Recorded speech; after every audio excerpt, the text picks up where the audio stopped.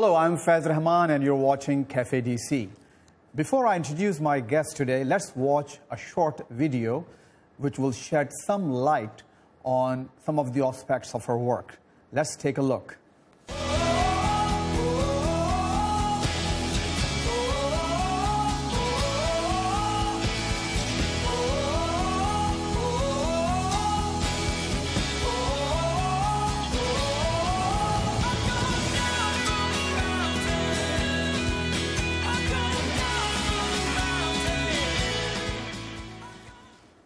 Well, ladies and gentlemen, Avista Ayub is with us today, and she is a remarkable young lady in terms of your educational background and also what you chose to do later. I mean, you have a degree in chemistry and then a master's degree in administration, but you're working with an organization which basically does most of this non-profit work. Why? Why did you choose to do this non-profit work after all this education and these expensive degrees, so to speak? Sure. Well, thank you for having me here today to talk about my work with Seeds of Peace and the work that we do in the region of South Asia. As you said, I was a trained chemist, studied it as a degree as an undergrad, but felt more passionately about really doing something to help the homeland that I come from, which is Afghanistan. And so that lent itself also to wanting to expand beyond Afghanistan and to really focus in South Asia. And my work with Seeds of Peace has really provided me the opportunity to showcase our young leaders from the region and to really help support them in whatever capacity that we can as they really work towards building peace in their communities, whether it's at the local, regional, or global level. And so I think the work that we do has really empowered them and even enlightened me towards knowing that this is the right path and this is the right work. Avista, you have a very unique Afghan name. I do. Even though I'm from that region, but I haven't heard this name before, and excuse my ignorance. No. But you did tell me, about this name, some of its background and why you got this name. Tell us about your first name, Avista Ayub. Sure. Well, I'm ethnically Afghan. You're a Muslim. I'm Muslim. You were born in Afghanistan. Born in Afghanistan. You're from the great city of Kandahar. I am. Okay, but your parents gave you this Parsi name, so to speak, this Zoroastrian. Yes. Okay. I mean, so it's the roots of it are Zoroastrian. It's the name of one of their books. And so before Islam came to Afghanistan, that was one of the main religions in the region, and especially in the region of Kandahar. That shows the degree of diversity in South Asia, in Afghanistan. Yes. I mean, people are so broad-minded.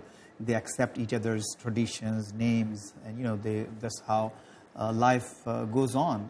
If I'm not wrong, I'm also from that region, and I know we always use words, names of from different backgrounds, different languages, and different even systems of beliefs and faiths. Yes. Okay, so go on, please. Yeah. No, so that's just the roots of the language, or the name is from the Zoroastrian religion. And so living in Bombay, actually, I was living there for 3 years with Seeds of Peace. There was a number of Parsis and Zoroastrians that were practicing. So they knew there. They knew my name. Oh, yes. Okay, good. So I think that was a really interesting experience for me as well. Very good. There are lots of Parsis, actually. We call them Parsis in Pakistan, yes, and especially in Karachi. There are lots of them. And some of the main buildings and colleges, they were built and founded by this community. Very, very important and community which has really served that estate. Well, let's come back to the Seeds of Peace organization. Yes. What is it? Not too many people are aware of this organization, even though it has been around for a while, and they have done some great work around the world, especially in South Asia.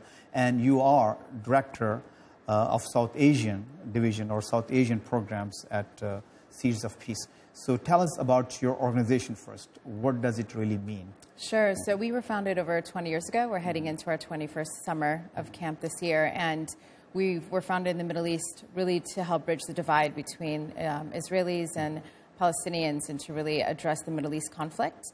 And so our founder, John Wallach, a journalist, had this idea of bringing leaders, these young leaders together to finally meet face-to-face at a very young age, at a very prominent age where they could hopefully carry that experience with them as they matured into leadership roles within their respective communities. And since then, we launched in South Asia in 2002.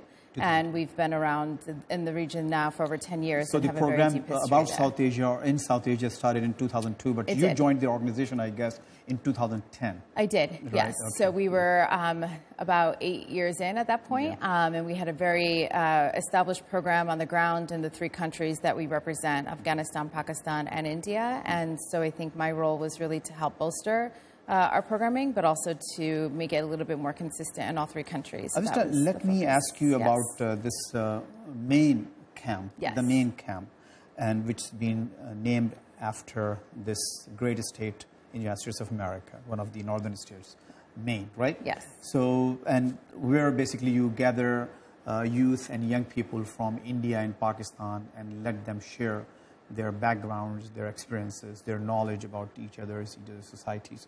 So can you please tell us something about that camp, why it was founded, who founded it, whose idea was that, and is it like the participants who come to participate, are they from the local communities here, or they come from like India and Pakistan overseas? Yeah, no, that's a great question. We have Afghanistan as well. Afghanistan represented. So 3 countries. 3 countries as well as the Middle East region. Okay. So the camp was founded, as I mentioned earlier, we started in 1993. And so the premise was to really bring these historic enemies together face to face at this very young age to really talk through some of their issues of divide and to really build relationships and to build some level of trust, if possible, from this experience. And in launching our program in South Asia, we focus on the regional conflict, recognizing, too, that there's maybe some conflicts that are more specific to 2 countries, but overall that it affects the region, even these bilateral issues. And so in bringing Afghans, Pakistanis, and Indians to this camp, they're sitting together in dialogue, this very intense, facilitated dialogue every day, and speaking face-to-face about these issues and finally trying to understand misconceptions, perhaps, that they were raised with and heard around the dinner table or heard among their classmates since they were young. And so it's really an opportunity to come face-to-face with the other side and to really build these lasting relationships that we then build on through local programs as they return home. So how's been your experience? There are lots of fist fights, like, they just Not at all, come and they become emotional about, because there are, some very emotional people in our region. Yes. So do they, are they very composed and they take things in strides and, listen to each other? Sure. We've not had any fist fights, which I'm proud to say. It's certainly an intense conversation oftentimes, and it's the first time these young kids are being challenged even by someone else, and sometimes even within their own country, but then someone across the border as well. So certainly it's an unusual feeling. What's the setup? How do they mix up? How do they meet? Are there moderators? Are there mentors around who basically guide them into certain types of discussions and arguments? So it's a very structured setup. It's structured in the sense that we're working with young adults, so it has to be very structured. We're responsible for them and their well-being, and the 3.5 weeks to a month that their parents hold us responsible for having them at camp. And so certainly it's structured where we have dialogue. We have camp programs that are in the form of sports activities and then also leisure activities like music and art. And so we have a combination of these different programs. Specifically, our facilitated dialogue is where the core of our programming exists and where we're very strong. We're strong in all components, but that's certainly what we're the strongest in, and it's facilitated by professionals who are trained and know how to really help guide this conversation when it can be very heated at times.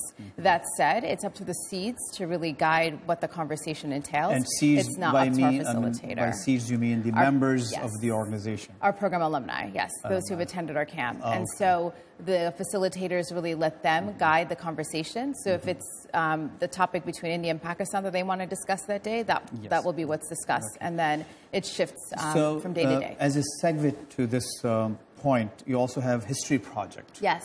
And basically, again, you invite people from these countries, these South Asian countries, and they, again, openly talk about issues, some of the festering problems, that have caused so much pain and misery, on the people.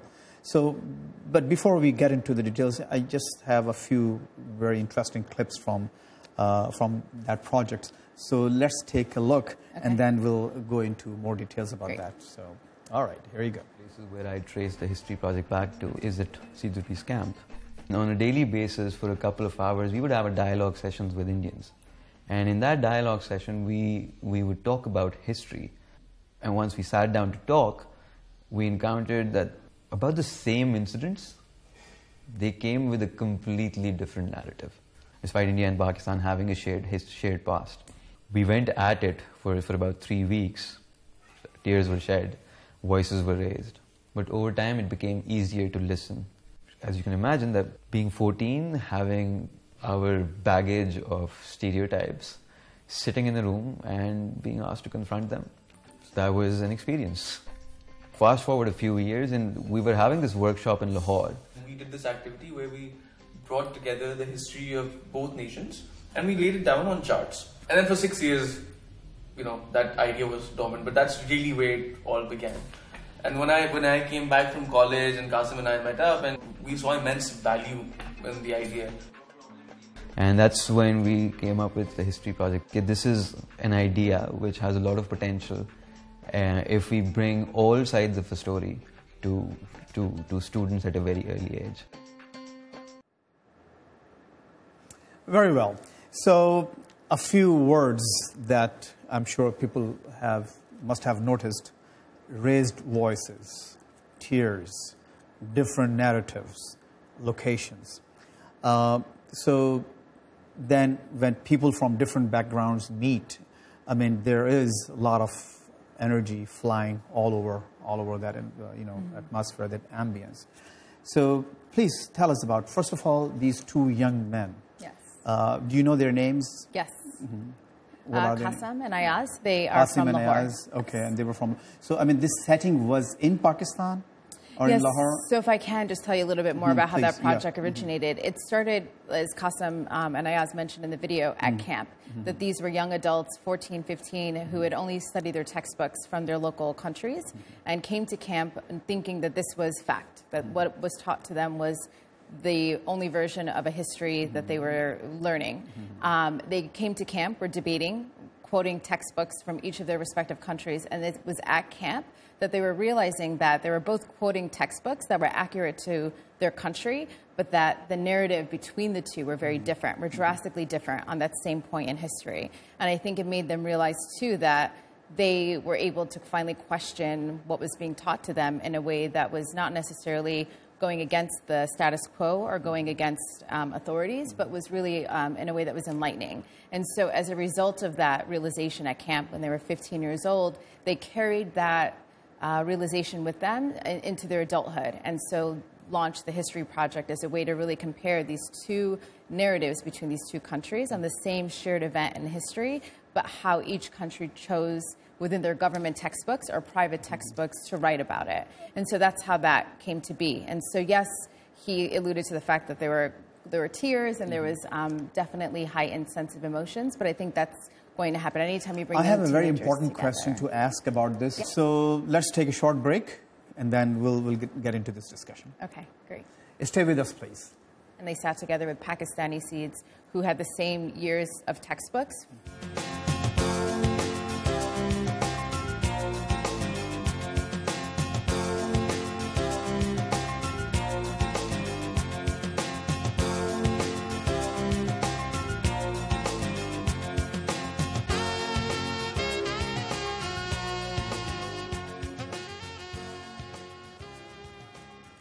Okay, so welcome back. We watched a very short video of soccer or football in Afghanistan being played by Afghan girls. And we promised our viewers that we're going to talk about this video and also about your book about soccer in Afghanistan, football in Afghanistan by girls. But I also said that we're going to have to ask those questions about our previous when we went for the break, we were talking about this camp, actually a history project, right? Yes. So you said these youth, they come back, and both parties, they come back with their own narratives. And then they find problems with their own narratives. And the kids, I mean, the gentlemen that were talking about it, they said there were raised voices, there were tears, and they did find issues with their own narrative. So my question is, first of all, do they, as a result of this discussion, of this camp, of this project, do they come up with a third narrative which in somebody's opinion is factual? So is there any process getting there? Or if it is, or if there's a process, then who is the guarantor that, yes, this narrative is actually a factual narrative? Sure. If I may just clarify a few points about the project itself. It's not meant to say that any one narrative is right or wrong. It's meant to just say that there's different narratives. And so how one chooses to interpret the other is up to them, and how each country or each group of citizens experience that moment in time. But when they leave the project, there's like an osmosis? So, yes. So the project came about much later after camp. And so these are older groups of students, our seeds, who went home. And we facilitated an opportunity for them to just to support their work. And so I traveled actually to Pakistan with a group of 6 Indian seeds who brought their textbooks with them. And they sat together in the office that we have in Lahore, and they sat together with Pakistani seeds who had the same years of textbooks from the Pakistani education system. And it was just comparing the two narratives. It wasn't coming up with the third version of it, but just to compare. Who selected those books and what chapters? And so these are books that are taught in schools, that they're part of the formal curriculum within the government system on each respective side of the border. And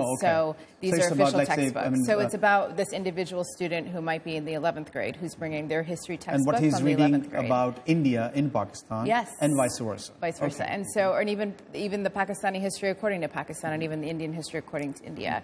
And so it's really looking at these shared moments in history and what each country's textbooks interpreted the experience to be. And it's not to say that one is right or wrong, but it's very honest and open to what was experienced on each respective border. There wasn't any need or sense of coming up with a third narrative. It was really just to compare, to let the reader look at it as an objective reader and to be able to interpret it how they wanted to interpret it, or just even to be really, I guess, inspired isn't the word, but I guess be able to just take a step back as this third party and just to interpret it how they would choose to interpret it.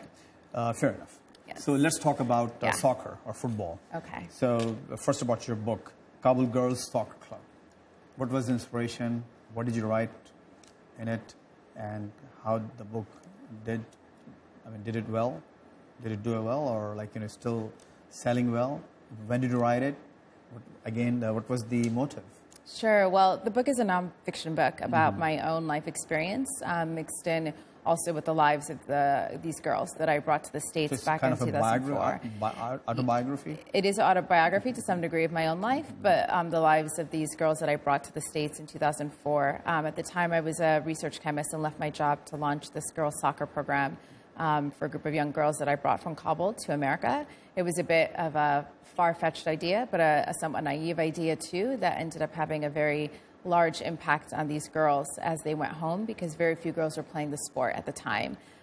Those of us who grew up in the States view soccer as a very gender-neutral sport, that to see a young girl or a young boy playing soccer is something that we don't really think twice about.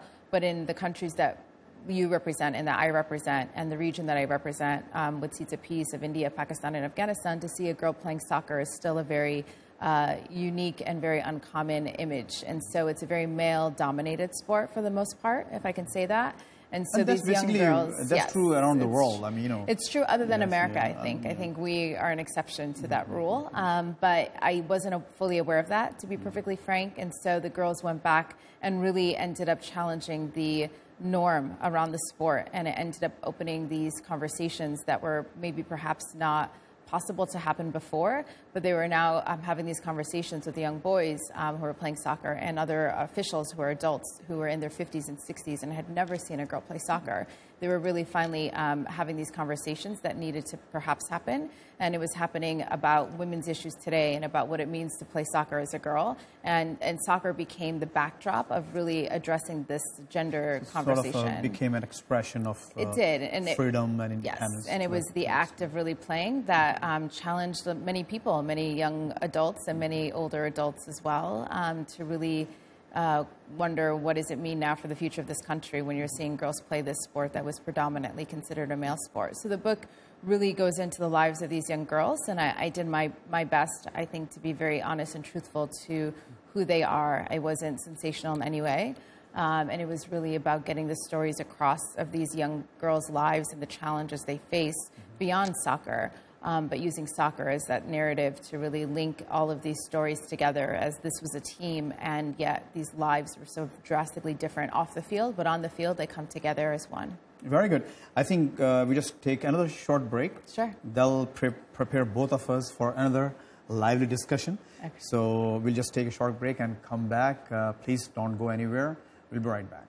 We've seen our young seeds who are now matured into our graduate program really take the lead, and many of them are now journalists. Welcome back.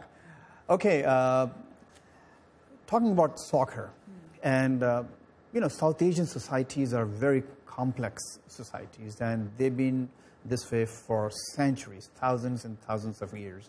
And just in a few months or years, to change that mindset, that soch, that thinking, is a monumental, gargantuan task. So what are your challenges? I mean, the challenge that you have faced and facing in order to just, you know, bring a little bit, you know, incremental change in the overall thinking of the people. Sure. No, you're right in saying that it is incremental, but I think collectively it combines into a much larger impact. We've been in South Asia now for over 10 years, and we've brought hundreds of kids from each country to our camp.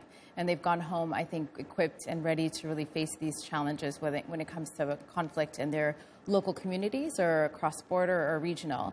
We've seen our young seeds who are now matured into our graduate program really take the lead, and many of them are now journalists writing for national and international publications and represented on TV. Many have started their own organizations that are addressing local issues at a scale that is much larger than maybe what we ever thought was possible. And so I think we're seeing that the seeds have been planted, the seeds of change and the seeds of peace in many ways have been planted many years ago, and we're starting to really see them. Do you fear that as a result of U.S. withdrawal from Afghanistan and coming little, you know, disengagement from that area, not just Afghanistan, of course, it will be a regional sort of disengagement, it's going to roll back some of those progress that you have made? Sure. I mean, I think no one can really answer that question with certainty. What I believe to be the case is that won't happen. And I see, because of the work that we do in the region, and I see in our young leaders and our seeds, that they have really stepped up in various leadership roles that won't allow that to happen. I think many of them have a vision for their lives and for the future of the country, and they will stick to it. And I've seen that strength and the resolve every day when we are in touch with them, when we see the work that they do and they produce on a regular basis. They're not willing to let that happen. Our seeds are also really just addressing local issues. And in Pakistan, especially in Lahore, we're starting to also recognize that there's local conflict in their own backyard that they need to really address. And so we have a camp local to Lahore where we bring different religious groups together. We have Sikhs, Muslim, Christians, and Hindus who come together and have these dialogues and these conversations in hopes of really addressing this escalating violence. We also, on a national scale, have an overnight camp where we bring students from the 4 different provinces and then Islamabad as well together to really talk about these issues. And it's a model that we hope to have in India and Afghanistan in the future. And so I think these are all programs that our young leaders have told us needs to happen. And so I think peace will eventually be possible in all 3 countries and at a regional level. So I'm very hopeful. Very good. Great discussion, Avista. I wish we could go on and on, but you know, we have to end it here. Sorry. A pleasure to have you here. Great. Thank you for having me. I am very grateful that, you know, you came all the way from New York to be on this show. Hopefully in future we'll be able to bring you back and get into more details about it. Great. Appreciate Thank you. your It's a presence. pleasure. Thank you. Okay, so that brings this show to an end for this week. Please don't forget to watch us again on our website, which is urduvoa.com, and continue to watch it on PTV World every Sunday at 3 p.m. I'm Faz Rahman, and thank you for watching.